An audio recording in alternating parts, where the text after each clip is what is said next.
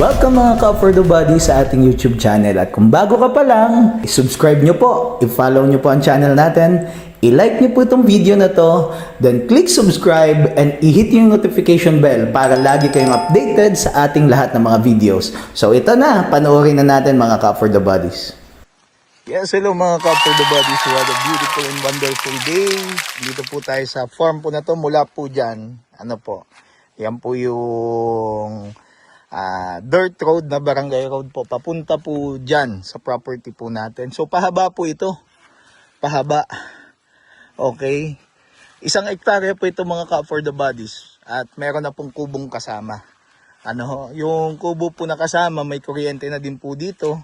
Ano po, so ito po yan, papunta po doon, ano ate, yan, papunta po doon. So ano pong meron dito? Nyugan po.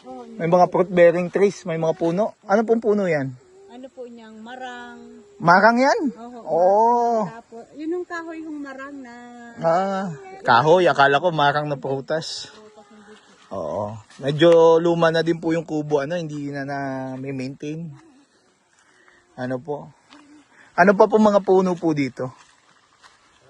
Kalamansi. Oo nga, may kalamansi oh.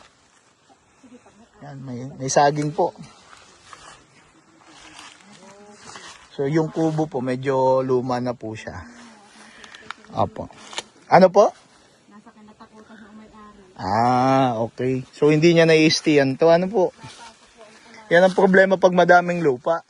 Napasok pati yung anak eh. May napasok na anak.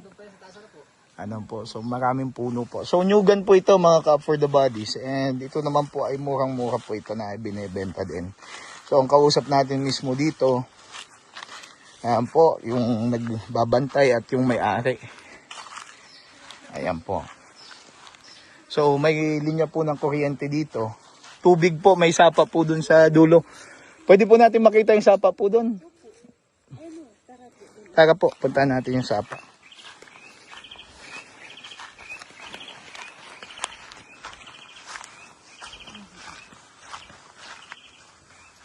Mga ano?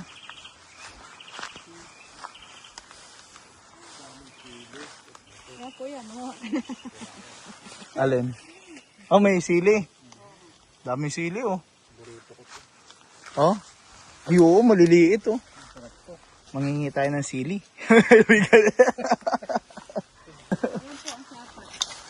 Asan po ang sapa? Pataas pa po yan dyan. Pataas pa po. Tingnan ko to. Ayan po, may sapa po pala dito. Ayan. So may water po. So papunta pa po yan doon. So medyo masuka lang kasi hindi po na tatabasan ng may-ari. Kaya palipadan na po natin ng drone para makita po ninyo. At murang-mura po ito mga ka-For The Bodies. So sa sunod na balik natin, pag kayo na po may-ari, palinisan po natin. May mga tanim siya ano, kaso di niya na-maintain. Ano ba yung drone dyan sa baba? Ano ko na yung panghanap buhay natin? Oo. Ganda oh. Daming sili. Kaya, palipadan natin ng drone mga ka-For The Bodies para makita po natin yung ganda ng property na to. So ayan nga po mga ka-For The Bodies. So Ang ginawa po natin ay hindi na po tayo pumasok dun sa kagitnaan kasi nga po may konting kasukalan po ito. Multiple po yung coconut trees nitong property na to. Ayan po, pahaba lang po siya mga ka-for the body. So, papunta po sa likod. Yan pong pinaka-front po ng kalsada. Yan po yung frontage niya po dyan. Then, ang maganda po kasi nito, pag galing po kayo ng Manila, ang Tagkawayan is normally 6 to 7 hours po siya.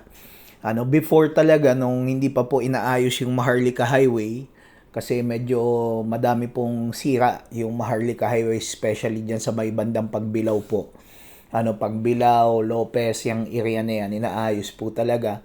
Talagang medyo mahirap po dumaan as of now. Pero, ang kagandahan po niyan, na ino-open na po kasi yung SLEX TR5.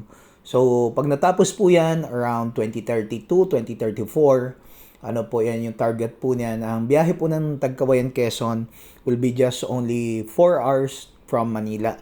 Kasi ang Cam Norte po 4 hours na din eh. So baka mamaya mas maikli pa po ang Tagkawayan. Ang kagandahan po nito, ito po ay mabili ninyo.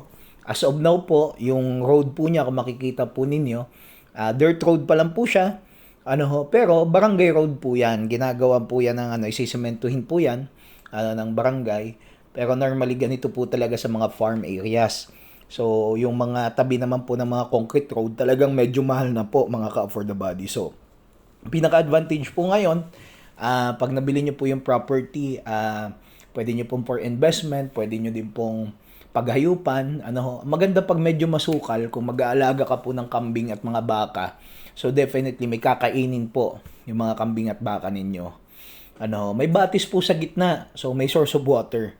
At ang maganda po dito, murang-mura po ito mga ka-for the bodies. Ipopost ko po, and flatland po ito. Nakita po ninyo, talagang patag po siya.